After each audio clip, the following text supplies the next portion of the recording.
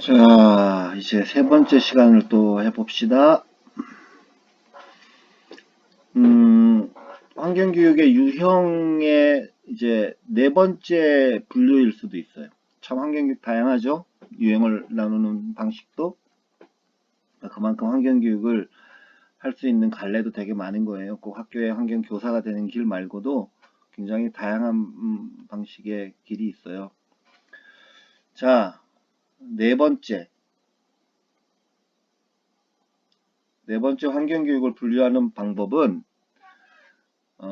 환경교육의 역사랑 관련이 있고 환경 문제의 역사랑도 관련이 있어요.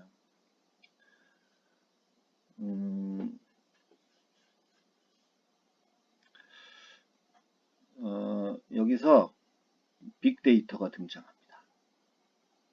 빅데이터가 환경교육이랑 어떤 관련이 있을지 궁금하죠? 내가 최근에 이제 논문을 하나 쓴 게 있는데 자료는 올려줄 테니까 혹시 관심 있는 사람들은 한번 보세요.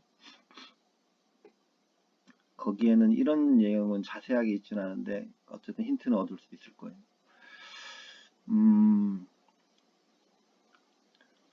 이 그 질문은 뭐랑 관련이 또 있냐면 환경교육과 지속가능 발전 교육과의 관련성에 대한 질문도 포함되어 있어요. 마지막으로 이 얘기를 조금 하고 마무리를 할지도 모르겠는데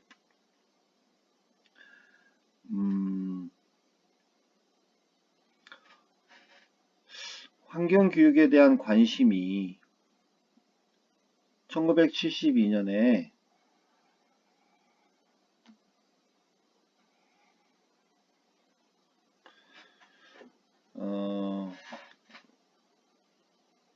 내가 뭐라 그랬냐면 1972년 스톡홀름 회의를 전후해서 환경교육이 탄생했다 그랬죠. 그리고 그 이전에 환경 문제들이 막 심각해지고 그러면서 그리고 우리는 지금 2020년에 와 있고 그러면 1972년쯤 환경교육이 탄생한 이래 지금까지 환경교육이 계속 이렇게 뭔가 발전해 왔을까요?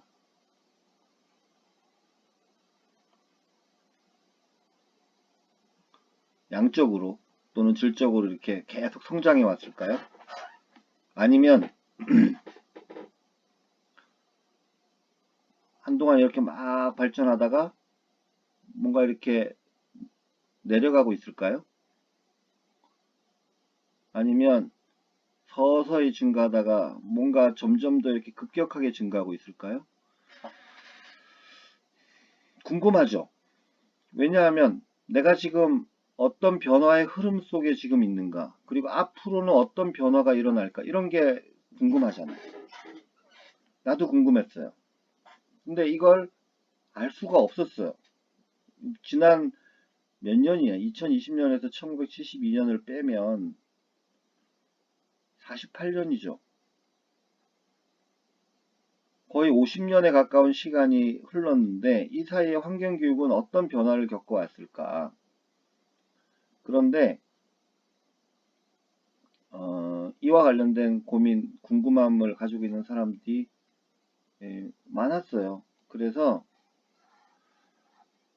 그런 사람들이 주로 했던 것 중에 하나가 뭐였냐면 환경교육의 시대를 구분해 보는 거예요. 그 논문에 보면 환경교육의 시대 구분이 나와 있고 그에 대해서는 아마 별도로 한 번 더 다뤄야 될 수도 있는데 오늘은 환경교육의 유형에 대한 얘기를 하려는 거니까 그걸 자세하게 얘기할 수는 없고 기존의 환경교육의 모델은 한마디로 말하면 유기체 모델이라고 할 수 있어요. 그러니까 환경교육이 그러니까 이게 생명의 변화하고 이제 비슷하게 보는 거예요. 환경교육이라는 걸 하나의 생명체로 보면 어떻게 해야 돼요? 탄생을 하고 태어나야죠. 그러면서 뭔가 조금씩 성장을 하고, 그러다가 어느 정도 어른이 되면 이제 성숙하고, 그러다가 어느 정도 정착을 하고, 그 다음부터는 뭔가 활성화가 되고, 뭐 이렇게 아기에서, 아동기에서, 청소년기에서, 청년기에 결혼하고 정착해서 장년기로 가면서 꽃이 피고, 뭐 이렇게 생각할 수 있잖아요. 그래서 환경교육이 뭐 1980년대의 탄생기, 90년대의 성장기, 2000년대의 성숙기, 뭐 태동기, 뭐 이렇게 시대 구분을 하는 거예요. 여러 사람이 이렇게 구분을 해왔었는데 나는 이 유기체 모델을 별로 안 좋아해요. 이게 제일 쉬운 모델일 수도 있는데 어떻게 보면 직관적으로 제일 하기에 좋은 모델인데, 이런 모델을 하면 어떤 결과를 결국 초래하게 되냐면 생명체는 어떻게 돼요? 결국 늙고 죽어야죠. 쇠퇴하다가. 근데 아무도 이 뒷얘기는 안 해. 환경교육은 항상 뭐 이 언저리에 있어. 앞으로도 계속 성장하고 성숙할 거라고 얘기하는 거예요. 정말 그럴까? 이런 모델을 받아들이는 순간에는 이런 식의 결말이 피하기가 어렵잖아요. 그래서 나는 이 모델을 별로 안 좋아했어요. 아마 어느 시점인가 이제 또 다른 새로운 계기를 만들어내야 되고, 그렇죠. 이 결론을 피하려면. 그래서 환경교육의 지난 50년의 역사가 어떻게 되나, 이걸 어떻게 알 수 있을까 이렇게 되게 궁금해 했는데 구글이 나타났어요. 구글에는 보면 Ngram 뷰어라는 게 있어요. 자세한 설명은 하기가 어려운데 이게 원래 언어를 번역하기 위해서 발달된 거예요. 그래서 Ngram 구글에서 어떻게 한 거냐면 시대를 항상 앞줄 1800년부터 책으로 인쇄된 문서, 일단 영어로 된 거를 본인들이 할 수 있는 만큼 다 빅데이터에다 집어넣은 거예요. 그러면 책이라고 하는 게 수많은 단어들로 되어 있잖아요. 그 단어들을 다 카운트를 해. 대단하죠? 그러면 만약에 1972 이 즈음에 환경교육이 태어났다고 쳐봅시다. 이전까지는 환경교육이라는 용어를 사용하지 않았는데 이 즈음에 원래는 1930년대에 부터 환경교육이라는 단어는 최소한 쓰기 시작했어요. 증거들도 있고 1938년에 IUCN 총회에서 뭐 얘기했다 이런 데이터 증거들은 있는데, 본격적으로 쓰인 게 이맘때라면 이때부터 책이나 논문이나 이런 데 환경교육이 막 이렇게 꿈틀꿈틀 이렇게 생겨나겠죠. 그러니까 그 당시에 만약에 이 시기에 발간된 책에서 사용한 단어가 총 예를 들면 1억 개라고 쳐봅시다. 1억 개의 단어가 사용됐는데 이 1억 개의 단어 중에 환경교육이라는 단어도 포함됐겠죠. 이게 1972년에 몇 퍼센트나 됐을까요? 전체 사용된 단어 중에 환경교육이라는 단어가 차지하는 비율이 몇 퍼센트쯤 됐을까? 이걸 빅데이터가 계산을 하는 거예요. 그래서 환경교육이라는 단어를 Ngram 뷰어에다가 치면 매년 이 환경교육이라는 단어가 다른 단어들에 비해서 절대량이 늘어나는 걸 물어보는 게 아니에요. 계산하는 게. 전체 단어 중에서 몇 퍼센트냐. 과거에 비해서 책이 훨씬 더 많이 발간됐을 거 아니에요. 그러니까 이 분모에 해당되는 것도 엄청나게 늘어나겠죠. 종류도 늘어날 수 있고. 그렇지만 어떤 단어는 과거에 비해서 훨씬 더 사용되지 않는 단어들도 있고 어떤 단어는 사라진 단어들도 있을 거 아니에요. 예를 들어서 우리나라에다가 만약에 적용을 했다면 양반, 상놈, 만약에 이런 단어를 검색하면 과거에는 그런 단어의 비율이 되게 높았겠죠. 근데 지금 아마 검색해보면 거의 제로에 가까울 거예요. 누가 양반이나 상놈이라는 단어를 쓰겠어요. 자, 그렇게 환경교육이라는 단어가 매년마다 사용된 단어들 중에서 몇 퍼센트를 차지하는지를 그래프로 딱 그려줘요. 이 앵그램 비오가. 그래서 내가 이걸 해봤어. 그랬더니 어떤 결과가 나타났냐. 놀라운 결과가 나타났어요. 나는 가설이 이렇게 될 거라고 생각했어요. 근데 불행하게도 앵그램 비오는 데이터를 2008년까지밖에 안 줘요. 이 이유는 몰라. 돈 내고 사야 되는지 모르겠는데 2008년까지 데이터만 알려줘요. 이 2008년까지의 변화를 1800년부터 2008년까지 환경교육이라는 단어가 어떻게 등장하는지를 보면 이 이전에는 거의 제로에 가깝다가 1960년대 후반이 되면서 조금씩 나타나다가 1972년을 거치면서 이렇게 올라가. 그러다가 1978년이 되면 무슨 이유에서인지 모르겠지만 줄어들기 시작해. 그러다가 1986년이 되면 다시 올라가기 시작해. 그래서 이때보다 더 높이 올라가요. 그러다가 1995년에서 6년이 되면 얘가 다시 내려오기 시작해. 딱 여기서 지금 데이터가 끝났어요. 신기하죠.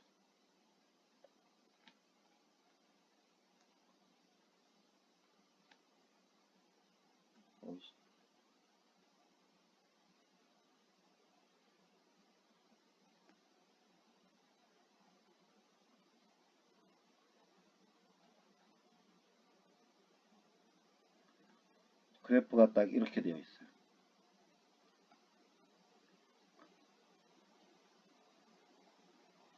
한 번 올라갔다가 내려왔다가 다시 올라갔다가 다시 내려오고 있는 중이에요. 이게 앵그램 비오가 보여주는 환경교육 그래프예요. 자, 이제 이걸 어떻게 해석하는지가 이제 문제죠. 자, 그런데 환경교육이라는 단어만 가지고 검색을 내가 했겠어요? 그럴 리가 없겠죠. 자, 그래서 두 개의 단어를 더 넣어봤어요. 뭐 어떤 단어를 넣어봤냐면, 우선 이게 환경교육의 그래프예요. 그래서 환경교육과 제일 가깝다고 할 수 있는 환경 문제를 넣어봤어요. Environmental Problem. 그랬더니 이렇게 다시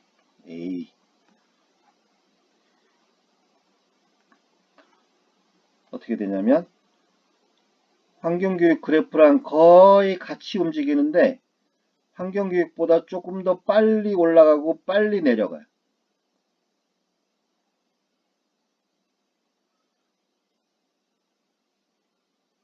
이렇게 되어 있고 환경위기라는 단어를 넣어도 거의 비슷하게 움직여요. 그러니까 환경문제라고 하는 단어와 환경위기, 크라이시스라고 하는 단어와 환경교육이라는 단어가 지난 50년 동안 같이 움직이고 있어요. 그런데 환경문제가 조금 더 선행해. 앞서서 나타나요. 이 말은 무슨 말이냐? 결국 사람들의 환경 교육에 대한 관심은 환경 문제가 심각해지는 것과 맞물려 있고, 환경 문제의 심각성에 대한 자각이 올라가면 그 뒤를 따라서 환경 교육에 대한 자각이, 또 필요성에 대한 인식이 더 올라간다는 거예요. 아시겠죠? 이게 내 가설이고 아마 맞을 것 같아요. 여기까지로만 얘기하면 환경교육 유형이랑 지금 관련이 없잖아요. 그죠? 자, 여기에서 이제 또 다음 단계로 가야 되는데, 환경 문제가 심각해졌다는 건 아니까 이게 올라간 거는 알겠죠. 근데 여기서 왜 내려갔을까요? 또 여기서는 왜 내려갔을까요? 그리고 계속 내려갔을까요?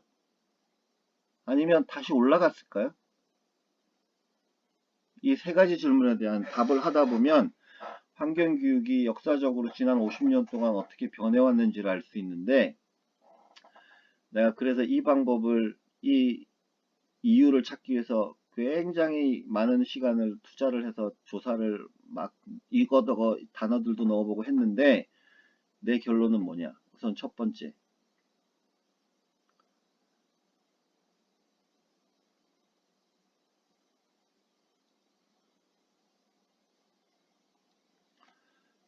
이 1960년대부터 1970년대를 거치면서 이렇게 올라갈 때, 이때의 환경 문제는 어떤 문제였냐면 생활 환경 문제였어요.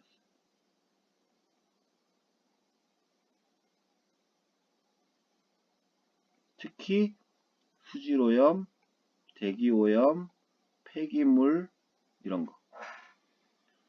그래서 이 문제가 막 심각해지니까 이때 스톡홀름 회의도 열린 것이고, 이때 대기정화법이라든지 수질보존법이라든지 폐기물 관리에 대한 법들이 막 생겨요. 법이 생기고 규제가 생기고 막 이러니까 어떻게 됐겠어요? 이 문제들이 심각해지다가 어느 시점부터 이제 완화되기 시작해. 수질도 개선되고 대기도 개선되고 쓰레기 문제도 어느 정도 완화되고, 이렇게 문제가, 생활환경 문제가 점점 이제 눈앞에서, 대기오염이 막 심각했다가 이제 공기도 괜찮고 물도 꽤 맑아지고 그런 거예요. 그러면서 생활환경 문제가 완화되니까 환경교육에 대한 관심도 또 따라서 내려가는 거예요. 자, 그러면 이때부터 왜 다시 올라갔냐? 첫 번째 생활환경 문제랑은 다른 두 번째 환경 문제가 등장해요. 이게 생태계 파괴 문제. 그리고 또 하나가 핵발전소 붕괴예요. 1985년 6년에 체르노빌 사건.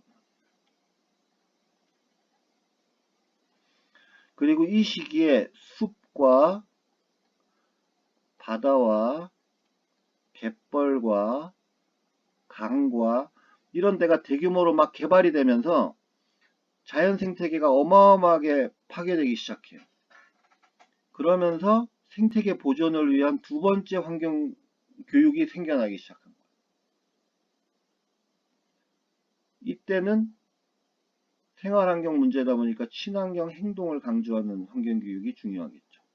그런데 이 시기가 되면 생태계 파괴가 아니라 생태적 감수성이나 생명 윤리를 강조하는, 앞에 얘기한 걸로 하면 환경 안에서의 교육이 중요해져요. 여기서는 환경을 위한 실천 교육이 중요하다. 물론 지식도 중요했지만. 그래서 생태계를 보존하기 위한 새로운 뭔가 장치나 법들이 이때 막 만들어져요. 그리고 이 사이에 리우 회의가 열려요. 이걸 잘 기억하셔야 돼. 요때 리우 회의가 열렸다는 거예요. 1992년이죠. 그리고 나서 환경교육이 다시 떨어지기 시작해요. 그런 문제들이 다시 이제 완화돼서 그런 측면도 있을 거예요. 자, 그런데 이제 여기에서 두 가지 새로운 현상이 나타납니다. 하나가 뭐냐면 이 즈음부터 뭔가 하나가 꿈틀꿈틀하면서 올라가기 시작한 게 있어요.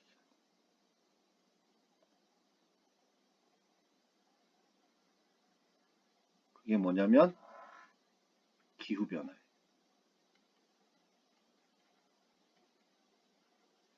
이 이전에 오존층,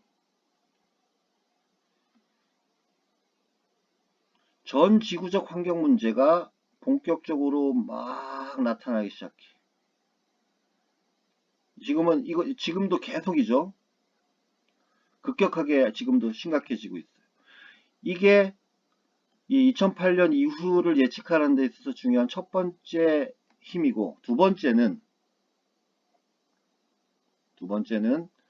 1992년 리우회의 이후에 등장한 새로운 키워드가 바로 ESD, 지속가능 발전 교육. 환경교육은 지속가능 발전 교육과 굉장히 가까운 친구지만 지속가능 발전 교육이 커지면서 어떤 결과를 초래할 수 있냐면 환경교육을 지속가능 발전 교육이 대체할 가능성도 있는 거예요. replace.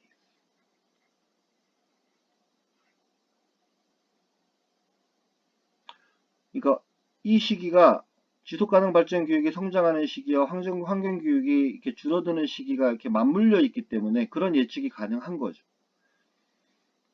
아니면 ESD와 환경교육이 어느 시점에선가 만나서 동반 상승을 했을지도 몰라요. 그건 모르겠어요.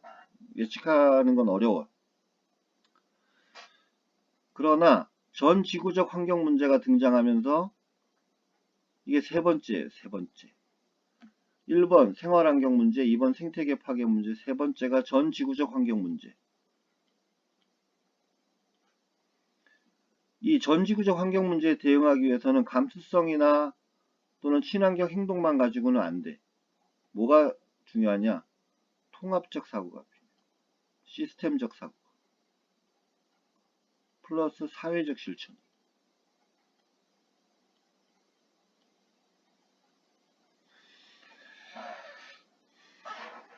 자, 막 되게 복잡하고 지저분한데 요약하면 이런 거예요. 환경교육을 세 가지로 나눈다면 다시 친환경 행동을 강조하는 환경교육. 이거는 4에 가깝겠죠? 그렇지만 꼭 그런 것만 아니에요. 생활환경 문제와 맞물려서 등장한 친환경 행동교육이 있고 생태계 파괴와 맞물려서 등장한 생태적 감수성 생명윤리 체험환경교육이 있고 전지구적 기후변화에 대응해서 나타난 통합적이고 사회적 실천을 강조하는 환경교육이 있는데 대체로 이 두 개는 아동이나 청소년들을 대상으로 해서 주로 강조되는 교육인 반면에 이건 주로 청소년 플러스 성인을 대상으로 하는 환경교육. 그러면 이 셋 중에 어떤 환경교육이 제일 중요할까요? 이건 바보 같은 질문이에요. 셋 다 중요하고 이런 생태적 자연체험을 기반으로 한 생태적 감수성도 있어야 되고 이게 아까 태도, 환경교육의 목표 중에 태도, 가치 이런 거랑 관련되죠. 이건 또 지식, 인식, 행동 이런 거랑 관련되죠. 여기도 지식이 일부 관련돼. 이거는 생각이지만 통합적이고 실천이지만 사회적 실천이야. 요 세 개가 다 필요하고 이거는 유아기에서 아동기에서 청소년기로 갈수록 좀 더 통합적이고 사회적이고 그런 실천, 그런 사고 능력 이런 것들이 필요한 거예요.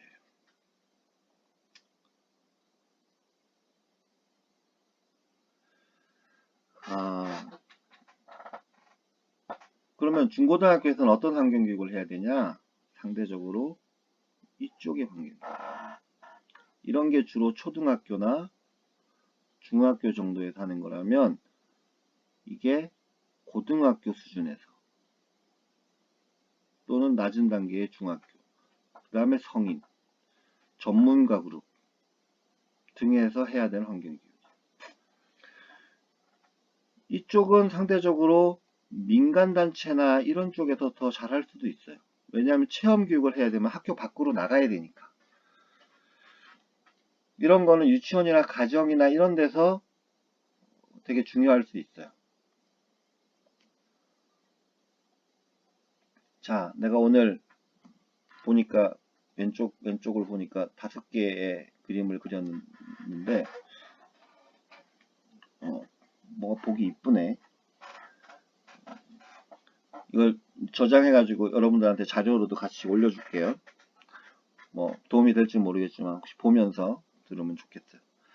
자, 그래서 오늘은 환경교육의 성격 3가지, 환경교육의 목표 5가지, 플러스 1, 그 다음에 환경교육의 유형, 학교 환경교육과 사회 환경교육, 그 다음에 포멀, 인포멀, non-formal 환경교육, 그 다음에 국가 기반의 공적 환경교육, 시장 기반의 상품 환경교육, NGO와 같은 시민사회 환경교육 이렇게 나눌 수도 있지만 환경교육의 역사적 흐름을 보면 생활환경 문제를 다루는 친환경교육, 생태계 파괴 문제를 다루는 생태적 감수성과 윤리교육, 그 다음에 전지구적 환경 문제를 다루는 통합적 환경교육과 사회적 실천교육 이런 것들로 나눌 수도 있다 라고 요약해서 말할 수 있겠습니다. 자, 오늘은 여기까지만